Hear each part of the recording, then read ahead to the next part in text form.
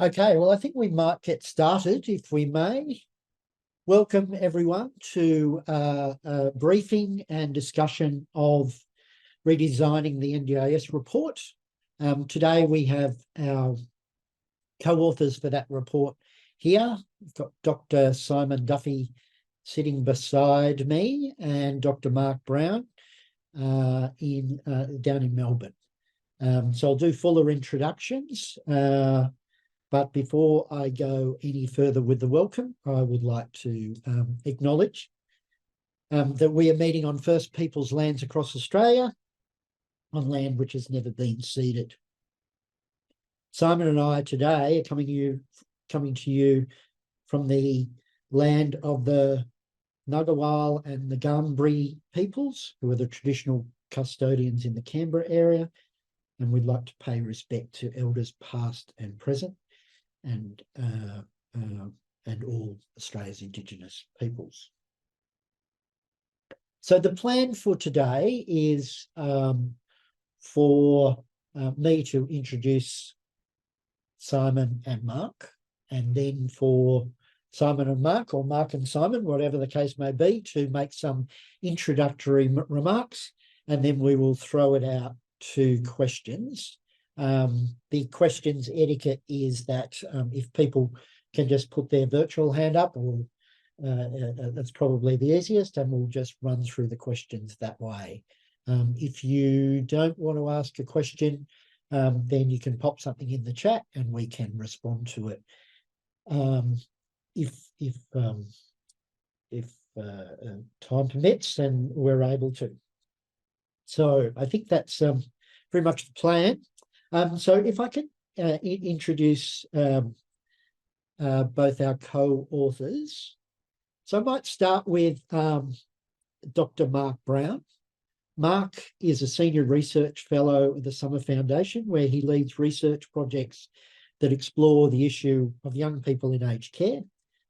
He has more than a decade of experience as a statistician, data analyst, and social researcher, and has previously consulted on projects commissioned by the National Disability Insurance Agency. Our other co-author is Dr. Simon Duffy. Simon is the director of the Citizen Network Research, president of the Citizen Network Group, co-op rather, and chair of Citizens Basic Income Trust. In 2008, Simon was awarded the Prince Albert Medal for his development of self-directed support in social care.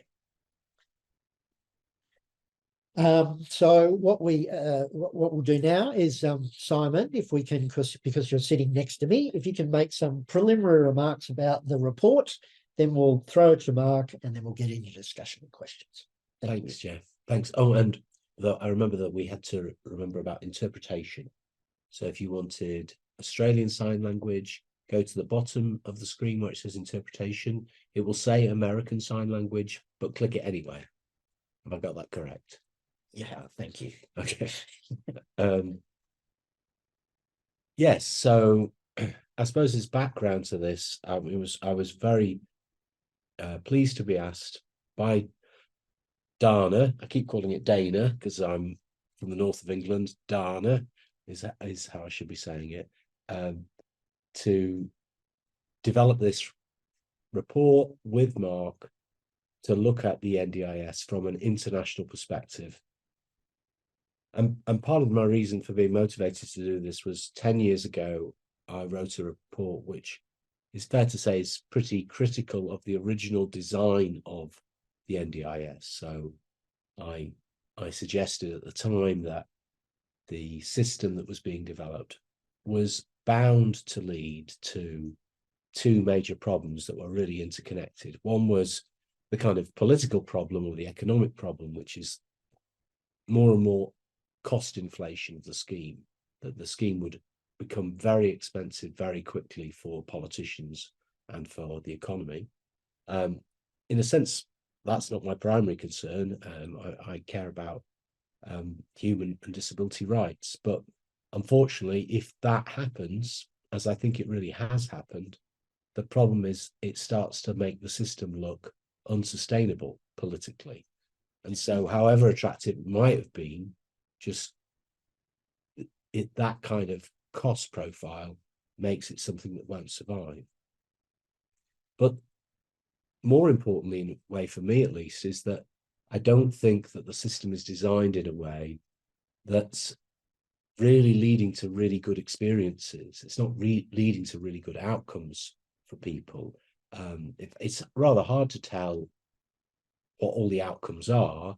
And in a sense, because so much money is being spent, unsurprisingly, some people are having good outcomes. And given the level of Australia's spending before the NDIS, which was very, very low in global terms, this increased expenditure then starts to put Australia into a much more sensible position. So extra funding was certainly required, and it's a great achievement of the NDIS that it did bring in this extra funding. But the way in which that funding was brought in, particularly the kind of insurance claim system, where people are claiming for services, brings with it several very serious problems. And when you look around the world, there really is no other system structurally like the NDIS. It's quite unusual. It doesn't have the checks and balances that these kind of systems normally have. And it seems to me that that's a really serious problem for Australians with disabilities.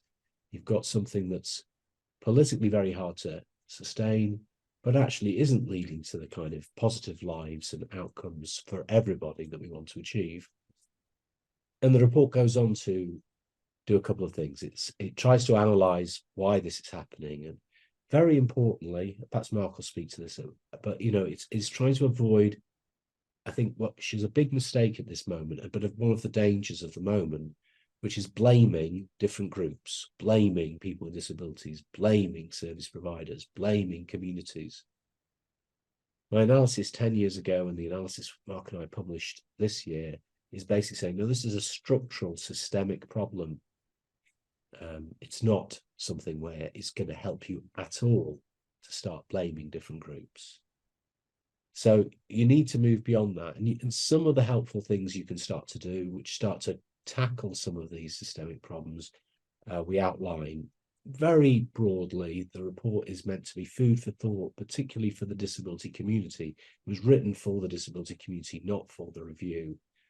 But it suggests that what we should be lobbying for in terms of disability rights should be closer to a system of genuine personal budgets, where people have real meaningful control, really strong incentives to use their budget flexibly and creatively, and a system that's much simpler to use and doesn't involve this kind of claiming for services.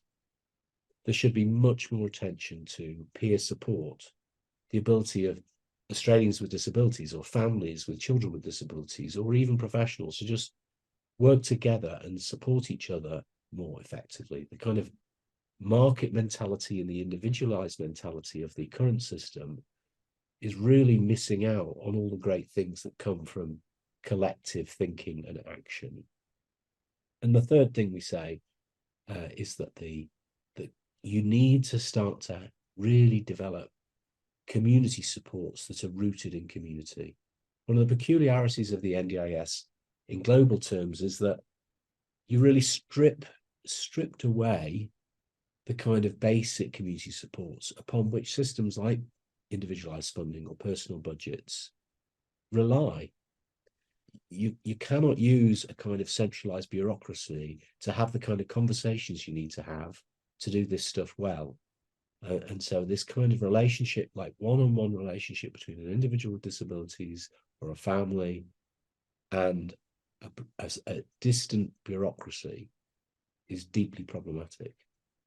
And the fourth big thing we're really saying, which is more a structural underpinning for all these changes, is that people with disabilities themselves and their organizations and their movements need to be at the table in ways that I think are starting to happen from my observation, but they need to really be agreeing the design of the NDIS.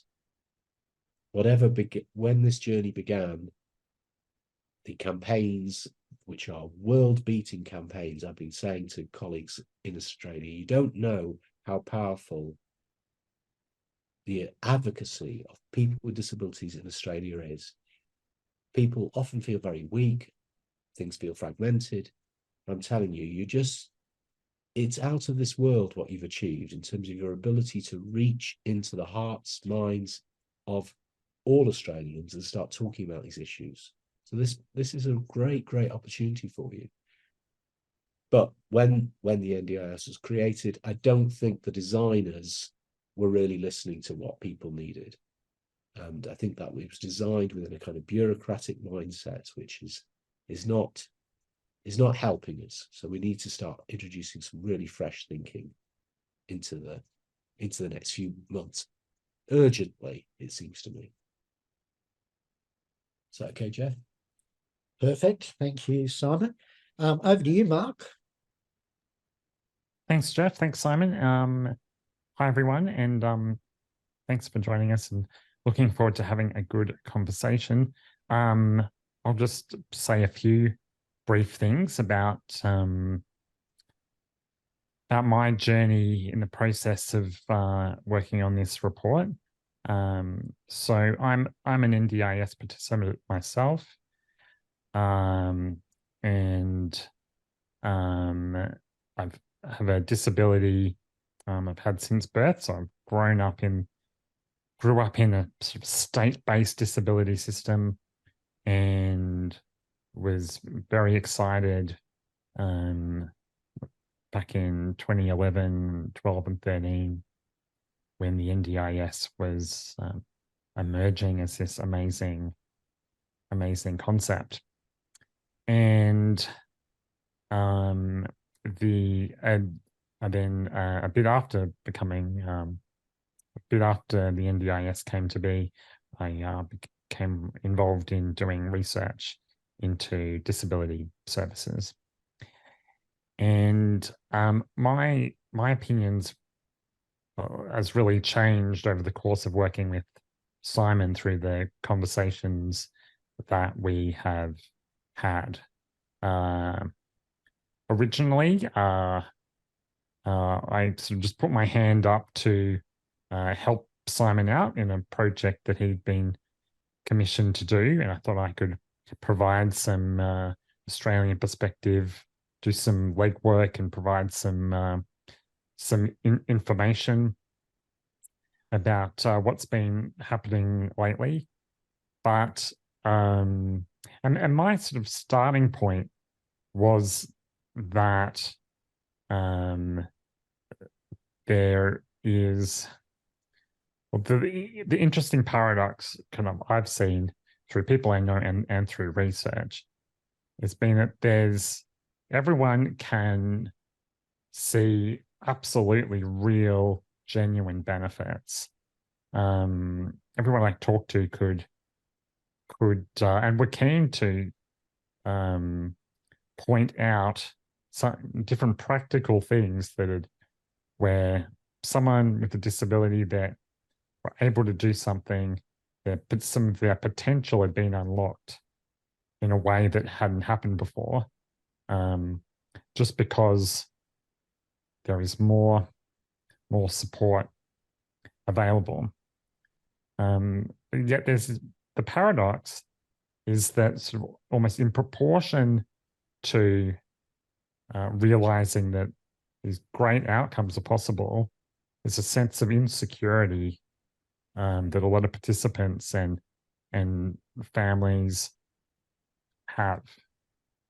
A feeling of being grateful for having the entitlement to individual NDIS funding, but a constant sort of fear and worry about can that be taken away, and what do I have to do to keep a hold of that entitlement and not go back to the previous situation. And my hope was that the answer to this feeling of insecurity was just more getting back to the original Productivity Commission design, and that it's just a matter of implementing better the existing design. through my conversations with Simon, my opinion has really changed. And it's become more clear to me that there's a dynamic that comes out of the way that participant funding is set up in a way where participants and their families have to put forward a business case sort of for their funding, justify and argue for and negotiate individually with a Commonwealth agency to justify that entitlement.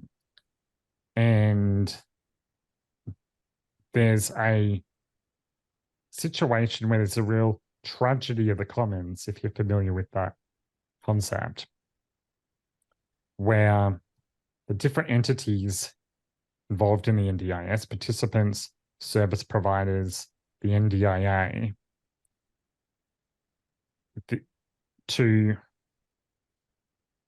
look after what we each have responsibility to look after,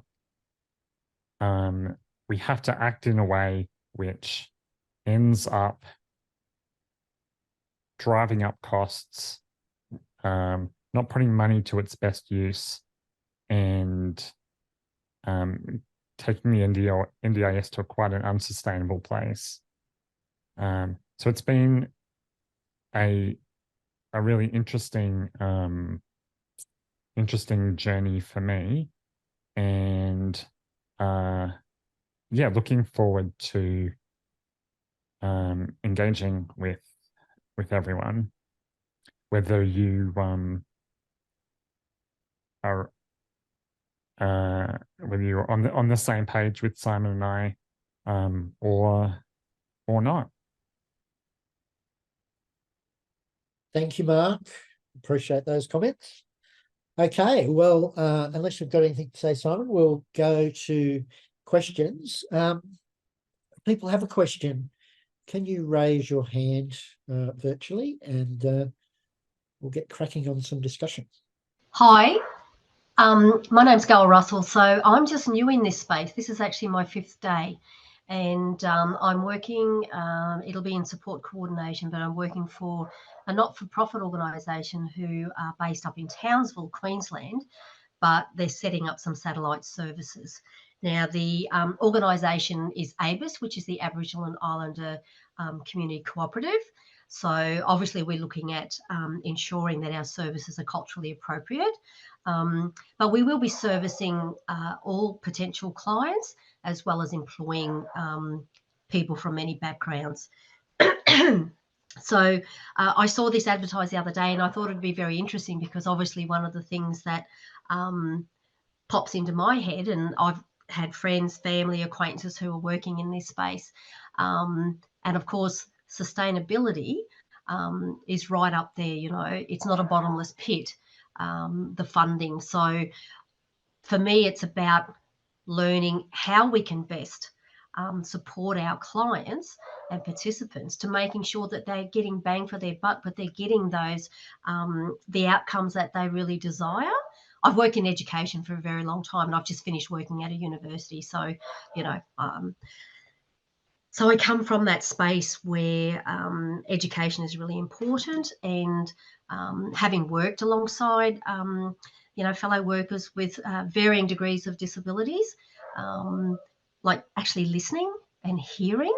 So yeah, you know, it's a bit like it's the old, you know, people talk louder to you if you speak a foreign language or something like that, because you must be deaf. But yeah, so I'm here to learn and to arm myself with, you know, the skills that I think are going to be necessary moving forward. But I also wanted to be an ear for our organisation, because we're a small organisation, and my CEO and business director couldn't necessarily join in, but I said I would love to join in, because then I can share with you know, the organisation what some of these discussions are, and yeah, because obviously any sort of advocacy is going to be really, really important. But I mean, we are a business, but at the end of the day, we are a not-for-profit, and we're very, very focused on making sure that we are listening and we are hearing, and that there are actions from those types of discussions. So yeah, so very new in the space, but happy to learn and listen. I mean, one of the groups we didn't really get a chance to talk to were the Aboriginal communities, the Indigenous communities of Australia in developing this, though we did look at some of the research, and Mark will be much more familiar with this than me. But one of the things I think that worries me about the basic design of the NDIS 1.0, as we're calling it, so we're really calling for a radical shift to another kind of NDIS, not abandoning the NDIS, but a different kind of NDIS, is that it doesn't really, as Mark says, it doesn't really lend itself to thinking collectively. And I'm guessing, really, this isn't based on research, but I'm guessing that communities that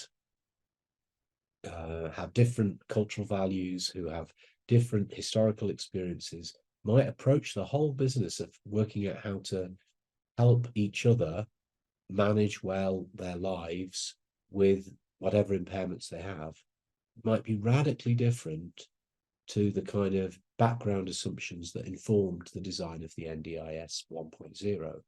That there was a kind of just that individual to bureaucracy relationship doesn't seem to me like it would work, because you need a community conversation to figure some of this stuff out. And one of the paradoxes of the NDIS design as well as creating, I think, inflation, is it also creates geographical inequity. Crudely speaking, if your area is urban, full of services, and particularly full of middle-class people, I guess I'm middle class, I'm not really blaming it, but it'll be really good at pulling down NDIS dollars. So that money will go into that economy. If you don't have those conditions in place, it's going to be much harder. I think this in the discussion, people are talking about thin markets, and is it fat markets? Presumably it's fat or thick markets, maybe. Yeah, this whole idea of markets is really, really unhelpful, I think. There's no evidence that markets really help. What communities need are resources that they can control, and what individuals need are resources that they can control. And there's a way of getting the right balance between those two things. So that, I think that working in that kind of context, I hope that in the next phase of the development of the NDIS, people will get the opportunity to ask some radical questions about, what kind of community do we want to be? Not just what packages do we want to create out of that system. I don't know if that's any kind of helpful response. Did you want to add anything to that, Mark? Maybe I might add that there's sort of broadly two ways of coming at a variety of things that we'll talk about today. One sort of, it's what systemic change we're looking for. What are we looking to lobby for? How to organize to do that, and Jeff might actually be the best person to talk about that. And then the other thing is that towards the end of the report, Simon and I say, it can be a bit disempowering to feel that we're completely dependent on government's permission to start changing some of the ways we think about disability and disability support. And that if there's anything that we can start doing without permission, that might really be the way to kickstart this transformation. So I've been thinking a lot over last few days about what are those things that don't require permission, that people with disabilities can just do, we can do amongst ourselves in the way we talk to each other. But the one I think I'm going to start for myself today is in these meetings, I keep on introducing myself as a researcher and as an NDIS participant. I think I'm going to start saying, hi, I'm Mark, I'm a researcher and a citizen, an Australian citizen. Because and Bruce Bonnerhead has been talking about this. We've got a situation where there's people in the scheme and there's people out of the scheme. You're a participant in the scheme or you're not in the scheme. And that might be kind of conceptually part of the problem. So be interested to hear other people's thoughts on what are the tiny little starting points that we can do without asking for permission. So that was my initial thoughts in response to Gail's thoughts.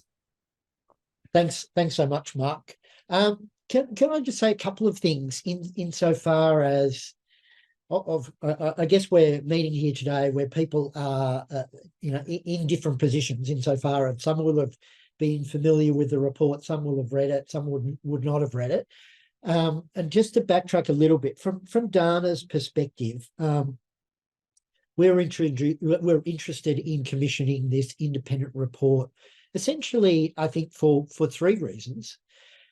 Firstly, to give that international perspective, which I think is a really invaluable perspective that sits within it. Secondly, to stimulate debate, and this forum today is part of that debate. We've been going around, not really around Australia, but Simon's only here for a couple of weeks, but we've been going around to talk to independent advocacy organisations and people with disability around about the report. And then the third thing is to galvanise the sector around this issue and around our NDIS and how we keep in the middle of it, how we shape it, and so on. And we're very much in the thick of those discussions, I think, as we speak. We're keen at Dana to keep the debate going and to keep playing a key role and a leadership role. And it's just unfolding at the moment as to how that happens and what that looks like as we go. Can I just checking in on the chat? So I've got a short list which is getting longer because we haven't been getting to the questions. So I've got one from Jared firstly, then I'll go to Mark, who's got his hand up.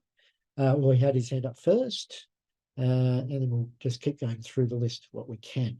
So Jared is asking, what are the steps that are required of the sector /NDIA that needs to be taken to make take peer support seriously and embed it in a future model? Start with you, Simon. I suppose I come from thinking about this, actually, having spent a lot of my life working around individualized funding. And then over the last, back over, 12, 13, 14 years, a lot more of my life has been around peer support.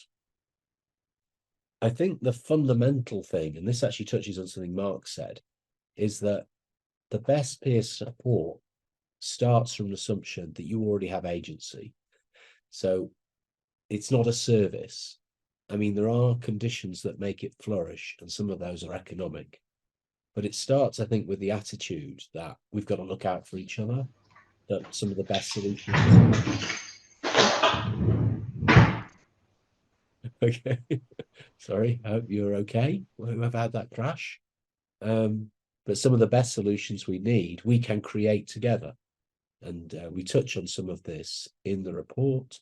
I mean, a particularly good example, I think, from Australia is the work of Plumtree in Sydney, where actually peer support for families with children with disabilities is critical in creating positive and new expectations for inclusion for young children and strengthening families' ability to negotiate with services. Interestingly, also talking to Silvana Mamick, who runs Plumtree, she's talking about how NDIS is making it harder and harder to do that job well. I was with her on Friday evening in her office, and there was a list on the table of billable things and unbillable things. And the unbillable things included all the best things. So that's one of the challenges. We need to radically rethink what's going on if we're actually disincentivizing organizations, groups, peer supporters to do the right thing. The second thing in my mind is, and I haven't actually explored this question with Mark, because it's one of the things on my mind to go back to Mark about, and other leaders in the disability movement. But, you know, in certainly many countries, when the very beginning of individualized funding in 1965 in Berkeley, California, began with peer support and the creation of the first Center for Independent Living, run by people with disabilities. Those structures don't seem very strong in Australia, as far as I can tell. It doesn't seem like there's a lot of, and I think those kind of structures which are, you could actually run your personal budget systems through those systems if you wanted to be really radical.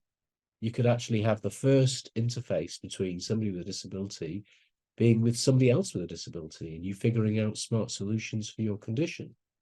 You know, instead it's with maybe an occupational therapist or somebody doing something to get you sending paperwork to Geelong. It's not paperwork anymore, I guess, is it? But you know what I mean.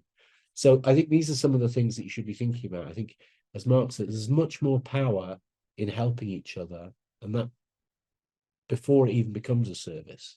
But then there are also services that can be rooted in people's lived experience that can be efficient, sustainable, and really, really helpful for getting the right support solutions. Thanks, Simon. Did you have a comment on that, Mark? And you're not obliged to have a comment on every question if you, but yeah, if you do have anything to add. I think Savannah and what she's done at Plumtree always comes to my mind too, as particularly great example. And she explained to me, has worked particularly well when a parent has a child that's been newly diagnosed with a disability or a condition. And the question is, what does this mean? What's the right thing to do? And a sense of, with early intervention, gee, you've got to get it right very quickly. Otherwise, what are you setting up for the future? And that parents in this situation can, on the one hand, have certain experts telling them that a particular kind of therapy is very important, and then have the NDIA saying, actually, that's not evidence-based, that's not reasonable and necessary. And just the feeling of, I'm responsible for my child's well-being. I'm supposed to do something. What am I supposed to do? That Silvana's been able to connect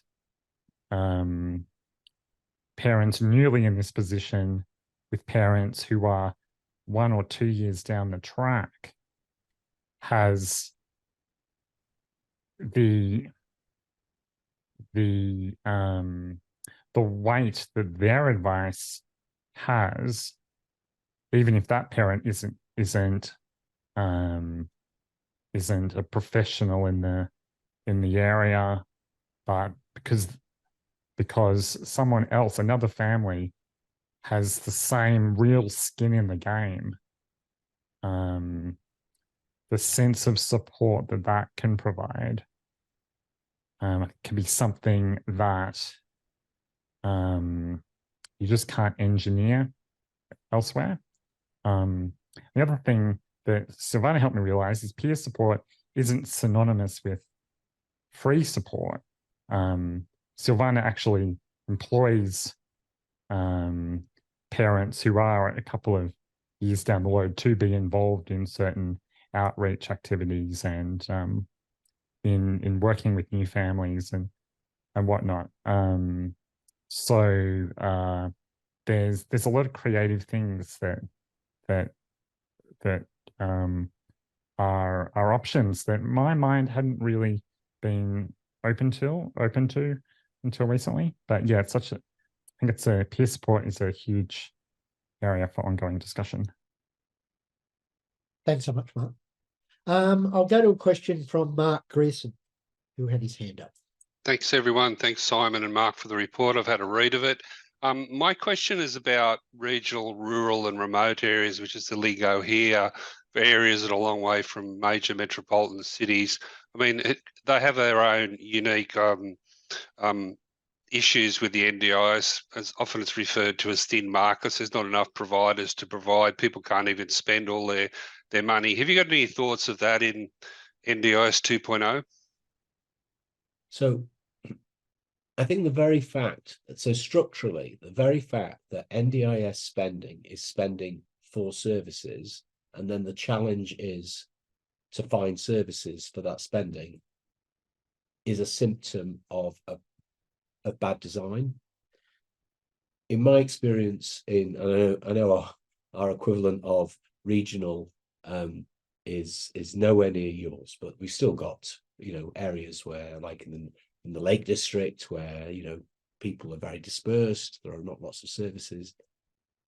People, when I was leading kind of reforms around personal budgets and empowering people and giving people control of resources, people would always be saying to me, this will only work in the city, Simon. It'll only work where there's lots of services. I said, no, you're misunderstanding what good assistance looks like. You're misunderstanding what it is that really helps.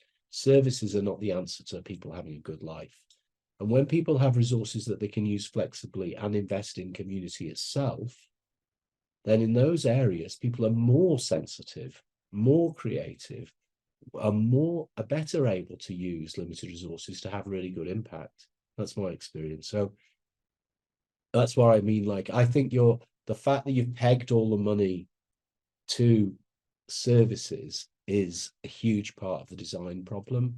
And it's part of what at the moment means that you've got a kind of accelerated pressure to come up with service solutions and to offer people service solutions and to encourage people to put in claims for service solutions. You've got nobody advocating for community in this mix. You've got no way of resourcing community. And in fact, you have a paradoxical disincentive to support community, because communities, this goes back to Mark's point, communities can say, and this is happening in all communities in lots of senses, but you know, if you're in the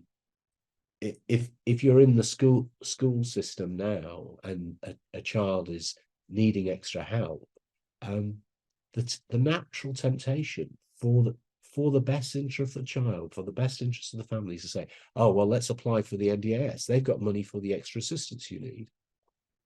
But the real thing you should be doing at that point is actually changing the school to make it an inclusive experience, which is either costless, or a lot of it is about thinking more creatively about the curriculum, how we work together in the school. So you've got this constant bias in the system to the wrong kinds of solutions. And I think that what you want in NDIS 2 is a system that takes geography seriously and takes community seriously, and actually starts to think about, within the overall envelope of resources, how can we ensure that every community gets the resources it's entitled to? Make a specific proposal, which is you could test out, which is a kind of inclusion fund, which could be run by people with disabilities in a community to grow inclusive solutions that are collective. For instance, you could start to break down the individual model and start to balance it out and have a kind of individual plus community model. That would be one way to go. Mark, any thoughts? No, I won't add anything extra to that right now. Okay, great. Thank you. So I think I'm back to the chat, and there's a comment and a question from Melanie Southwell. So they're asking, interested in the macro policy thoughts you have shared. Was hoping you might be able to share your thoughts about how this flows through to housing in general and specialist disability accommodation, which is accommodation for people with complex needs, and any recommendations you have with this. I mean, my impression is, and I've talked to people since I've arrived, and this seems to be part of the problem, that actually we have the same problem in the UK. We created a system of individualized funding, and then the kind of residential care sector effectively created an opt-out for themselves, which they managed to lobby through government. Sorry if I'm sounding a little bit cynical. In my view, I've spent my career helping people live in their own homes, living with people they want to live with, people as citizens with all the rights of citizenship. I don't like the way that often systems end up creating what seems to have happened within the NDIS is this, I think you're calling it supported independent living, but when described, it looks quite like group home or residential care. In reality, not what the words supported independent living imply.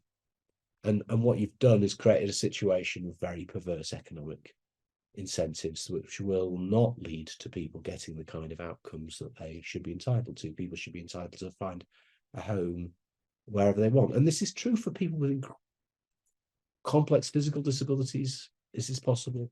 It's true for people with complex cognitive disabilities and other impairments. And there's loads of examples that can be shared internationally of doing that. And it's the best way to support people, one individual at a time, I suppose. So I come very much from that point of view. I've done this in my working life. It works. It works for the people who are described as the most complex, and it actually solves problems. It stops people's needs getting worse. It stops wasteful money because it's more efficient to support people well, unsurprisingly. And group home living and those kind of models, congregate models, very rarely do that, in my experience. Mark, did you have a comment? Just that, yeah, housing's really super important and foundational, and one of the most basic needs that everything else hangs off. Simon was mentioned the other day about when individualized funding, when there's a social agreement that it is that your funding is literally your funding to spend however you like to pursue what's your highest priorities, there's suddenly some extra opportunities to do things like use that funding to secure a bank loan, to build something. With a greater sense of flexibility and secure funding. I'm wondering if that makes the SDA situation easier. Right, that's just a bit of a thought bubble from me. Thanks so much, Mark. We might just go to Helen, who has her hand raised in the chat. Helen Dickinson. Thanks very much, and great reply, Simon. Great report, Mark and Simon, and lots of really interesting ideas in there. I guess the stuff about budget allocation has got people talking quite a bit at the moment. I think most people I speak to are in violent agreement that kind of activity-based funding and the kind of line by line going into a personal budget doesn't necessarily help, but there's a lot of concern about a different approach to that, and particularly the setting of a global budget. And I guess some of that comes out of the level of trust in the NDIA. We've seen such attempts at cost cuttings in recent years, and obviously the process when it was rolled out in England turned out a bit differently than we would have all hoped it did in the end after austerity measures. So I just wonder if you could talk to that a little bit about, you know, what might that look like, and what conditions would we need to make sure that that didn't lead to people losing services? Yes, well, I think Mark and I, you could think about the sense of a budget at these two levels, and there's actually quite a lot of parallels between them, aren't there? I mean, you want a situation surely where the budget for the NDIS, or perhaps we should be thinking about just disability support, is certainly growing with the economy. But, you know, growing with the economy would be the normal way of describing a kind of sustainable thing. It's not creating any overspill or pressure. There may be reasons why it should grow faster than that, but that would be something that would be part of that kind of social contract. This is the funding we've assigned to ensure that people with disabilities can live great lives and live lives of contributing citizenship. And whether that's working or not should be part of the social conversation. And again, it's disappointing. It's very hard to find real evidence of what the outcomes being achieved by the NDIS are in a way. So, you know, there needs to be a kind of what Mark and I talk about is, you know, a kind of global aggregate conversation on what is the system achieving, what are the resources that are going into it, what are the processes that are driving the change. So that needs to be an open public conversation with people with disabilities at the table. There's no artificial, you know as well as I do, Helen. And by the way, thank you for all the useful stuff you sent through, which I think I read almost all of it, I hope. There's no kind of scientific answer to the question, what is the right amount of money? But there should be a social conversation about that. You know, I'd much rather be in Australia at this point than in the UK, which is just a desperate right-wing nonsense and cut after cut after cut. So, you know, this is again part of the strength of Australia, that commitment's there, but it has to be turned into a social contract at an Australian level. At the individual level, I feel I woke up this morning with a kind of metaphor in my head. These are always dangerous things to think about, isn't it? But I was thinking, part of what seems to me the problem is that the kind of negotiation to find the right level of funding by individual is a kind of extreme. I think it's like bargaining in a kind of Tunisian bazaar. Like it could end up anywhere. People are encouraged to start with one claim, and then there's a counterclaim, and it's really unclear what's at stake, what's sensible. And I was thinking that in a way, what talking about clearer budget levels is a little bit like trying to cut through that and get a sense of, well, look, this is what is normally normal for people in this kind of situation. This is a kind of normative amount, and so we can actually start to get to something, and whether it's from the point of view of people with disabilities coming first, or whether it's from the point of view of some other people saying, I think this is the right amount. It's a bit like, and this is my silly metaphor, it's a bit like shoe sizes, isn't it? I mean, you go in a shop and you're offered a relatively small range of shoe sizes, and there might be half sizes. The key thing is about buying a shoe is it's not some long range scientific exploration of your foot. It's you try the shoe on. And if it doesn't work, then you go back and say, well, this shoe was too big or this shoe was too small. And there should be what's missing from the system, in my view, is a kind of clarity about what is possible, and then a really human checking out. And I think in its best, that's what personal budget systems and resource allocation systems should do. But I think at its best, they have to have a human element, and that's gone missing. It's so administrative, it's so bureaucratic.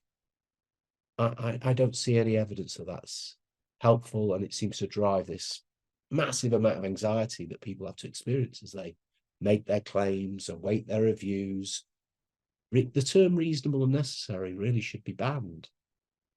What is enough is the question. What is a budget that is enough so that you can live a life of citizenship? Not what services will you deem reasonable and necessary for me. That's completely the wrong way of approaching social justice, I think. Sorry, I got all fiery there. Mark, did you want to add anything to that? Oh, so many things, but I can't say all of it. What's one thing I can pick out? I think what Helen kind of started mentioning trust, and that seems so true.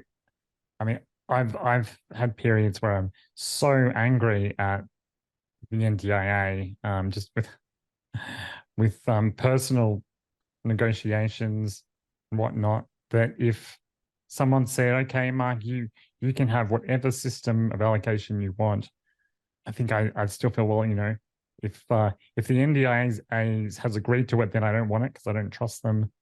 Even if it's what I want, I don't trust them to, because there must be some trick. I mean, I've felt that bitter and on edge at points, but in these meetings with planners, I think like also sense the like literal fear from the planner about the human situation that they're in, where it would be natural to make assurances, to demonstrate some, you know, good faith, some that we're both on the same side, where what's in your interest is also in the scheme's interest. But the fear of can't make promises because I don't actually have any authority. It's tough for the people who are the human face. And a question, an ongoing question I have is, can you have some trusting human negotiations at this kind of when a scheme is or when the bureaucracy is national? Does that just undermine the opportunity to build up a relationship over time? I still don't quite know about that. That's all I'll say on that one. Thanks, Mark. Just going back to a question from Rob Donnelly, and we've begun, of course, to answer. Simon and Mark certainly have some of these questions in part, but the question from Rob is: I'm intrigued if you can unpack the idea in the report that the current NDIS system depopulates inclusion. Yes. Well, part of it's two levels. We've touched on them both already. This, in my head at least, it's you've created a system where, as it were, because it's a service funding system, and services are kind of the opposite of inclusion normally. So you're basically paying for the opposite of inclusion, I would say, and you can't. And then it's really hard to shift the resource machinery to subsidize and support and encourage the things that actually help inclusion. And you even at an individual level, you know, put people in a position where they're not likely to, I mean, the NDIA machinery is designed to say, well, if you're getting natural support or community support or could do, then it's not our job to pay for your entitlements to support your disability, because those other things will exist. But then you create, that just becomes a really vicious disincentive, so there's a structural thing about money. But at a more basic level, I suppose, it's just the way in which the people, you know, Australia has a proud heritage. I mean, I've been coming to Australia since 1999. I know loads of great people doing really interesting things, motivated by these values. And instead of kind of encouraging and supporting an infrastructure that can keep working on this work and using individualized funding as an important element of that, it's almost like all of that is thrown in the bin. Some of it is brought back by contracts for local area coordination or planning, but that's really a weird way to do things. Having a kind of federal government commission, decommission, change its mind, have a different system. I mean, this is not, you've kind of stripped bare the topsoil of inclusion. And the topsoil of inclusion is all those people, friends and other people I know who've been working at this for a long time, trying to make inclusive communities in Australia. It's the human side to it, which should be the bedrock of everything else, or mixed metaphor. It should be the topsoil out of which things grow. And the relationships of trust that Mark's talking about don't happen, would be in place if those human relationships and were really the things you're investing in. I just don't think you can grow inclusion with this kind of machinery from this kind of distance. I think it's an extreme account of a problem we've got across the Western world of kind of neoliberal market management approaches for which there's no evidence of their success.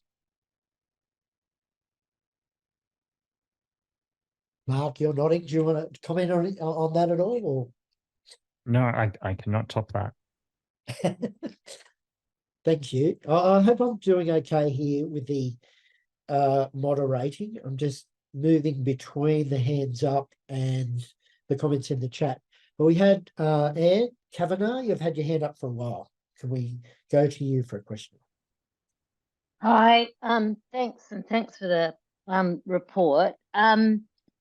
I've got about 20 million questions. My first comment is the NDIS review has emphasised the need for other systems to pick up supports and moving out of and those systems, for example, the education and health systems, no longer providing the supports that they might have provided in the past. But I guess that's hardly surprising given there's been such a large reform and there's always cost shifting across government. So perhaps a predictable consequence of that.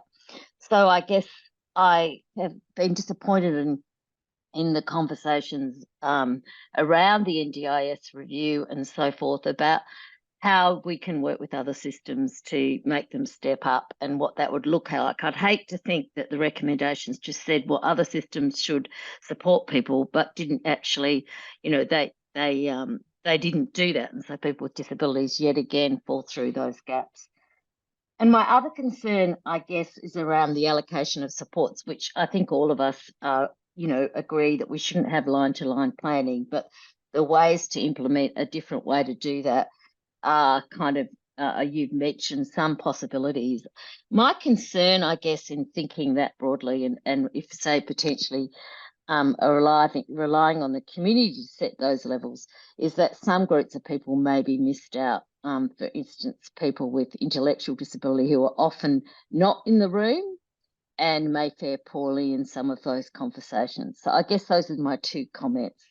Well, can I say something about the states to begin with, and I'll try this. They're both very important points.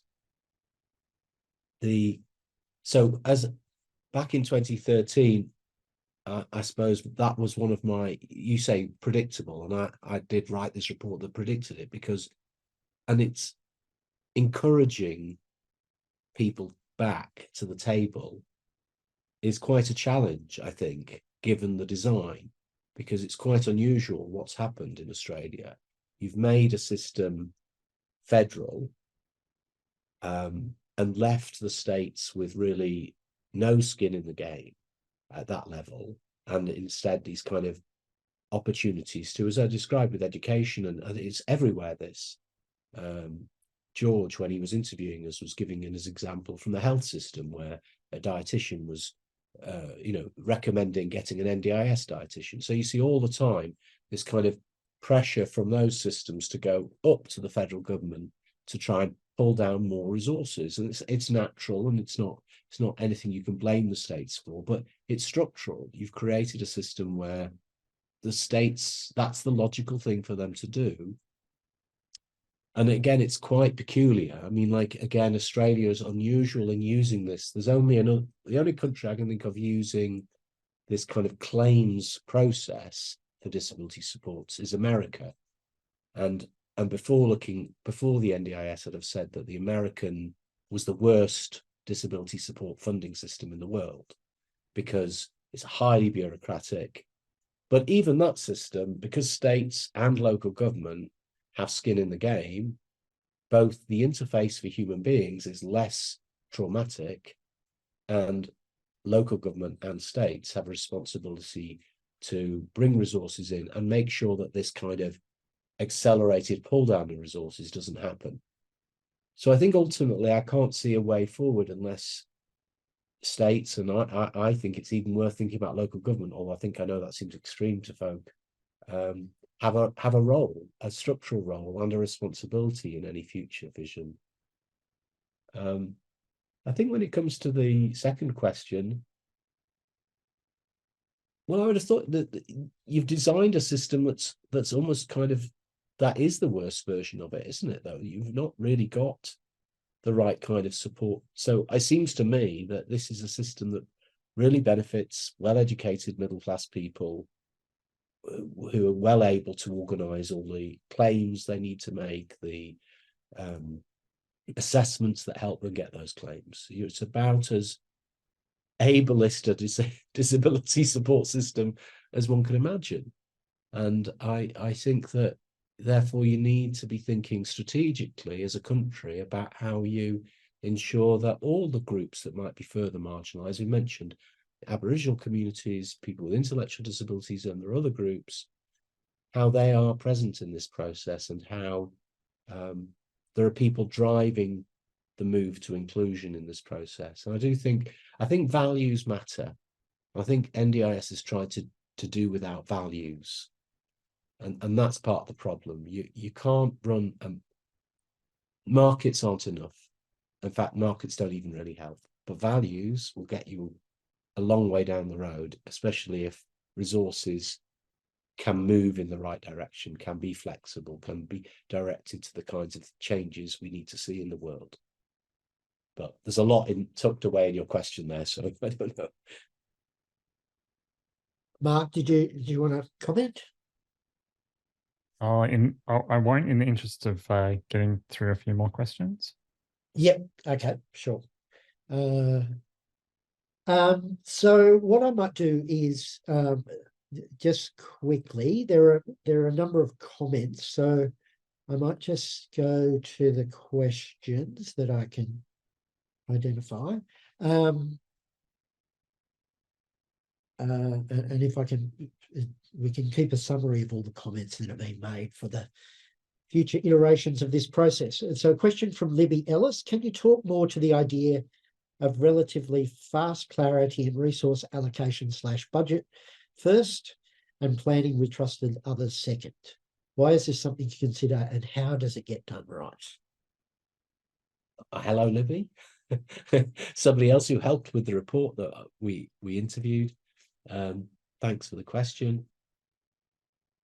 Yes, I mean, well, I'm going to actually answer this question maybe in a slightly odd way, not in a very purist way. Just go back to the example of Plumtree because it's in my mind. There we have a kind of family-led approach where actually families were given individual budgets and peer support and training and development around working with the system. So that's a community organisation actually offering a kind of mixture of those things, Libby, prior to the NDIS. That was its model. We will give personal budgets to families. So the key for families or for people with disabilities, I think, and the advantage of a proper personal budget is it opens the door to imagining something different. It becomes a resource that you know what it is, and you can kind of start to think about how to weave it into the other parts of your life. You can think about the relationships you value, the gifts you cherish that you want to express and share, the communities that you want to be part of, all of which in themselves are also resources to creating better solutions.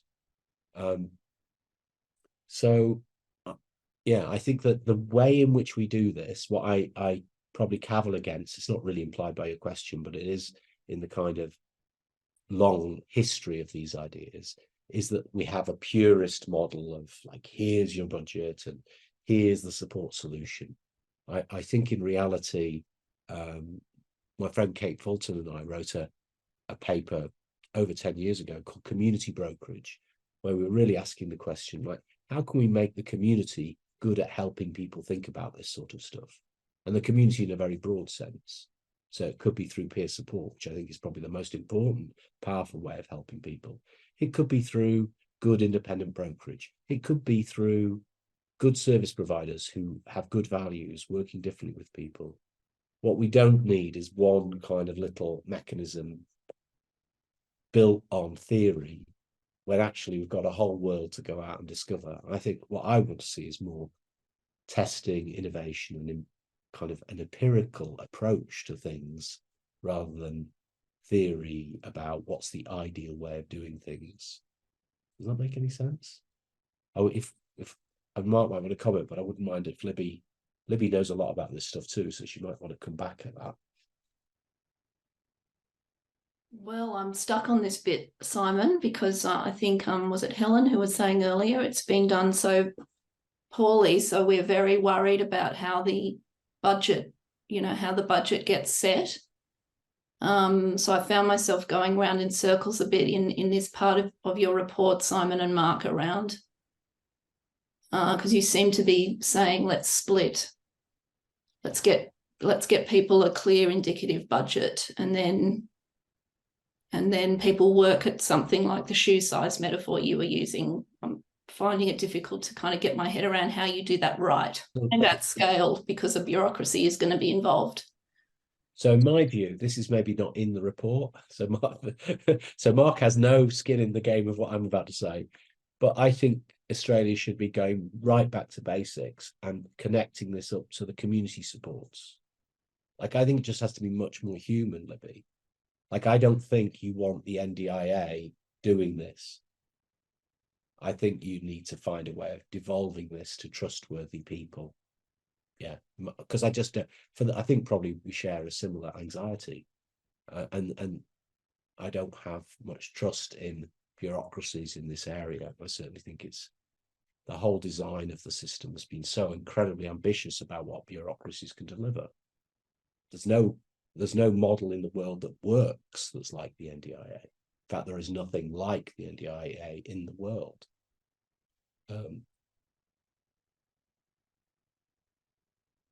Mark, though, do you? I'll just quickly say something we've been thinking about the last couple of days. This is an interim measure. Currently there's these things behind the scenes called the typical support packages. So the planner has a number that comes up on their computer that's determined somehow about what is probably reasonable, and so they're kind of hoping that you only ask for that much, or that you kind of negotiate around that. I mean, as a starting point, as a show of good faith, and as a starting point for more negotiations, publish the TSPs. I wonder if that's the starting point. Yeah, truth helps. Data helps at this point, I think. It might cut through a lot of things if people could actually see what's going on. Can I ask a question from Maeve that's been in the chat for a while? And thank you, Maeve, for your patience. Thank you. Very interesting reflections on peer support. Could you please speak about peer support for adults with an intellectual disability? This is an area requiring further investment. Yeah, so, well, I'm most inspired by a group called PFG Doncaster, which is a mixed group of people with intellectual disabilities, physical disabilities, and a lot of people with mental health problems. So one of the things that interests me is that maybe even these little silos that we've made up, we could actually start abandoning. There are things that actually people can do to help each other, and everybody's bringing skin to the game. And I'm also inspired by, certainly in England, in very difficult situation, what I see at the moment is self-advocacy groups. I recognise that self-advocacy groups for people with intellectual disabilities don't include everybody with intellectual disability, but they are increasingly providing peer support and community development.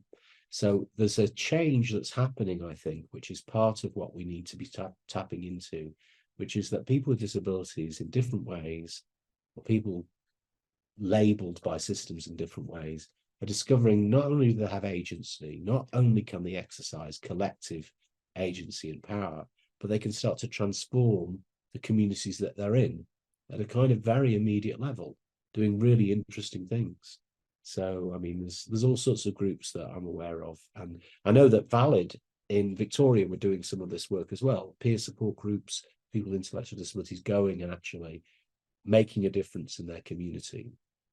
So I think that's part of it, is having more ambition, being more flexible about what we mean. And again, I think for people with very complex intellectual disabilities, we've also got to be thinking about the people around them. So again, the key here is about getting decisions as close to people as possible. It's frustrating to me that you've got this very sharp line between self-management and not self-management. Everybody should be self-managing, but everybody needs different degrees of support in that. And the same is true for people with complex intellectual disabilities. Where's the support going to come from? Well, it varies from individual to individual. Often it's families, often it's other people, with neighbours, friends, people with disabilities themselves. There are lots of ways of doing it. But always we should be asking not just what's the budget, but who's in control of that budget, and how can that budget be controlled as close to the person as possible.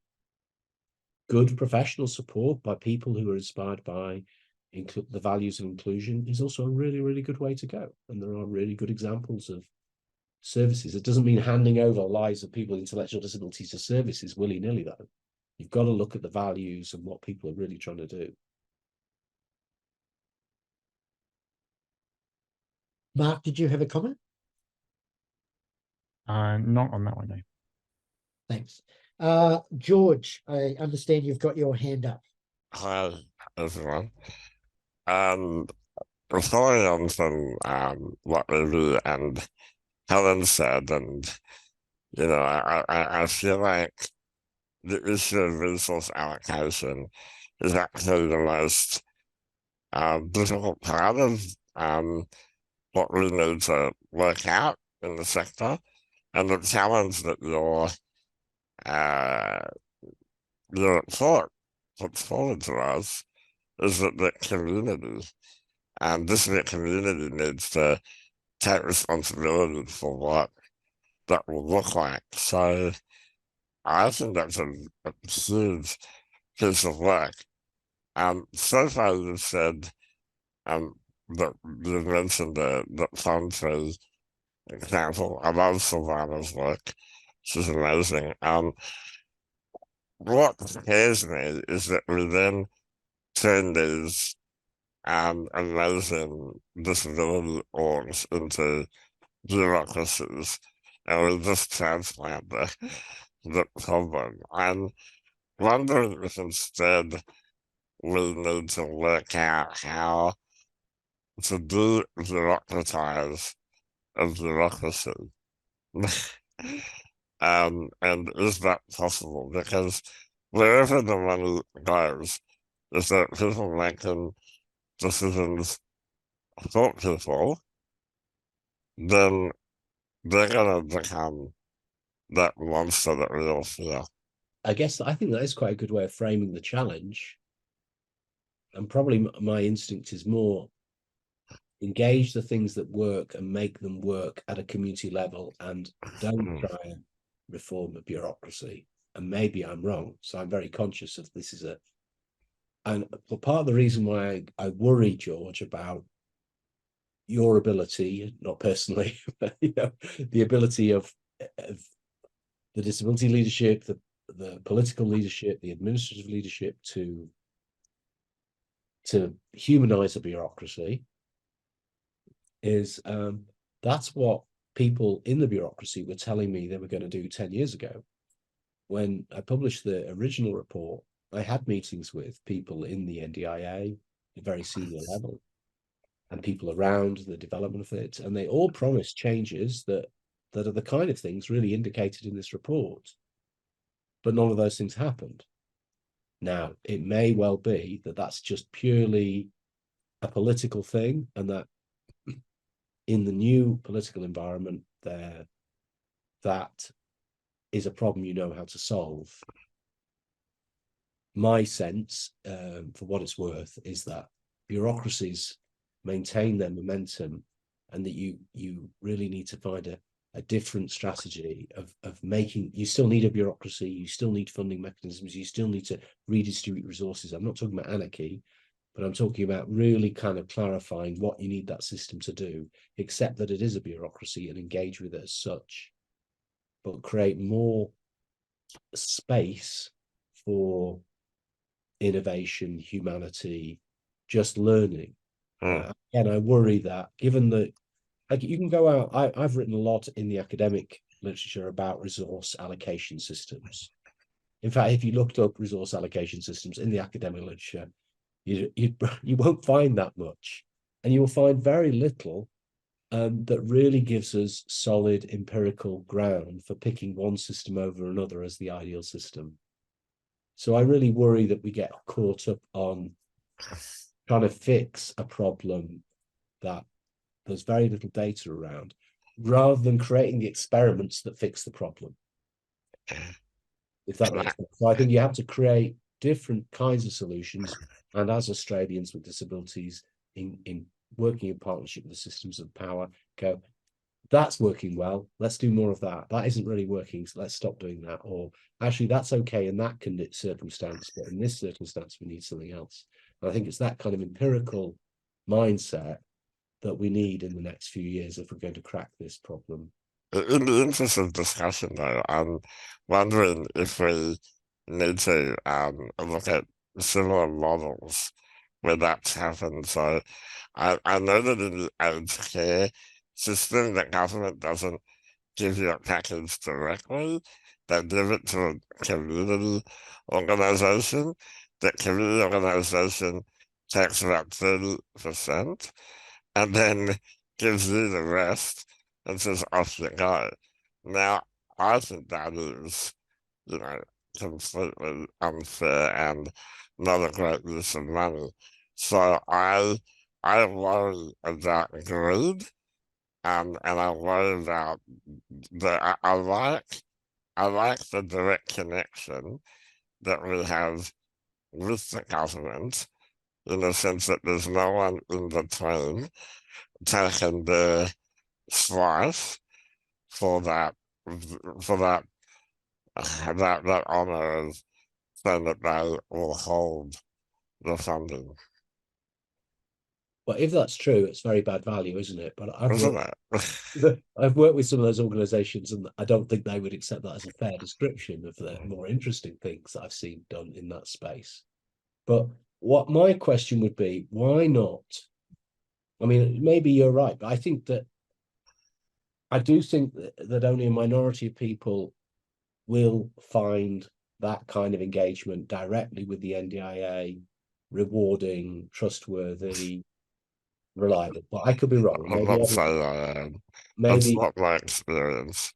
But what would stop people with physical disabilities, say, from creating a centre for independent living, identifying a fair allocation of resources collectively for that resource, and for enabling people with physical disabilities and other complex health conditions to get personal budgets? That they're actually, the assessment is done as a conversation between two people with disabilities. Wouldn't that be more empowering? Yeah. Than with basically a faceless bureaucrat who will go around on a treadmill of different bureaucratic jobs, and you will never meet them unless you can get to Geelong or somewhere. I mean, what is the model internationally that is making the system work? As I say, the closest parallel is the American system, and the person you would deal with in the American system is in local government. Just seems, it's very ambitious, George. I mean, anything could be done, I guess, but I don't know how you get there, and I don't know what the comparable system would be. Yeah, I think that's the mission case. Thanks, Simon. Just looking at the noting the time and just seeing what we've got in the chat at the moment. A question from Janet: where do you see medical professionals who recommend the supports in a person's plan coming into the process? Oh, gosh, that's interesting, isn't it? Yeah, I mean, I don't know. I'm probably going to say something really. I'm hoping Mark will say something more intelligent at this point about this, because he's living it. I mean, I find the level, all these assessments, quite astonishing. You know, what we want is, certainly we want good medical support if we're poorly. We certainly need help thinking about, if, you know, I guess we could, if we've got things we want to learn about using our bodies differently, like kind of OT type support, things we want to get good advice about the equipment we use. Aren't there a bit too many assessments in your system? Are they really adding value? I guess I feel a bit ill-equipped to answer this question. It just seems to me like you've got far too many assessments and far too little action. But I don't know, Mark, you help me. Maybe you have. I feel a bit out of. I don't know enough about what's going on, really. That's just very impressionistic. Yeah, I don't have a great answer there. I wonder whether, yeah, I think a lot of assessments aren't actually providing a lot of value. It's just sort of it's somebody who has is considered trustworthy putting a stamp on, you know, yes, Mark's not lying about his disability, but yeah, that expertise, those skills, and the care could be put to better use. And I think the thing I'm trying to say about the budgets and the human, like this sense of, for me, that you've lost the human interface around budgets, is that, again, and this comes maybe out of, you know, I don't think this is an issue for somebody like you, George, because you know what's working, what's not working, and how to change it. But for me, working alongside people with intellectual disabilities, seeing what's working like day by day and working to adapt it as required is just the essentials of doing a good job, being a good ally. It's not a mechanical process. It's not a process where assessments are helping you.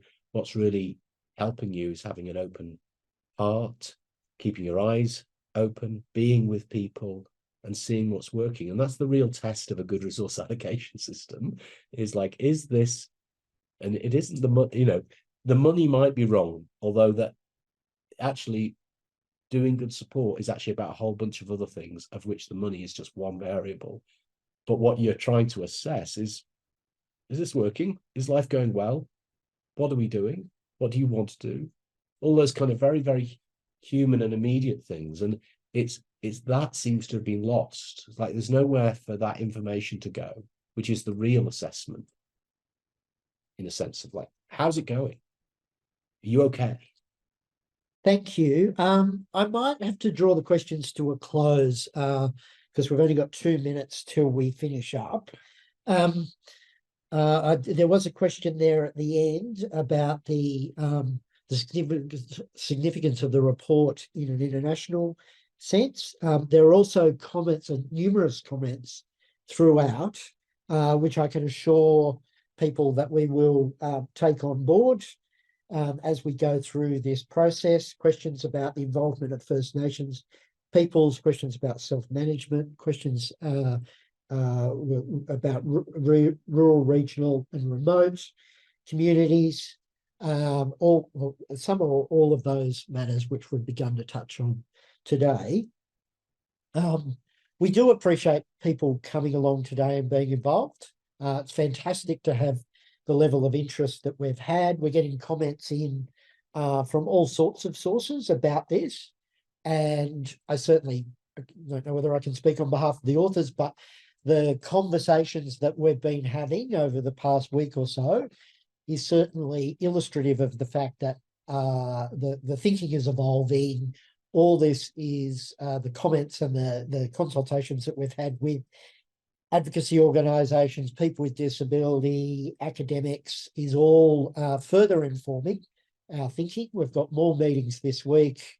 Simon and I are in Canberra for the next few days, and this is an ongoing process. Simon has been saying that at some point he's going back to the UK and it will be our problem, which is true in a sense. But having said that, we've actually signed him up for at least 1 or 2 consultations when he's back in the UK with people that we really haven't had the chance to engage with at this stage. So it is an ongoing process, and it is, I think, this has been a really, I know rather, it's been a really invaluable process to bring Simon out here, talk to people on the ground, to inform really where we go from the report, which is really the first stage of a process. Do you have something you want to say then?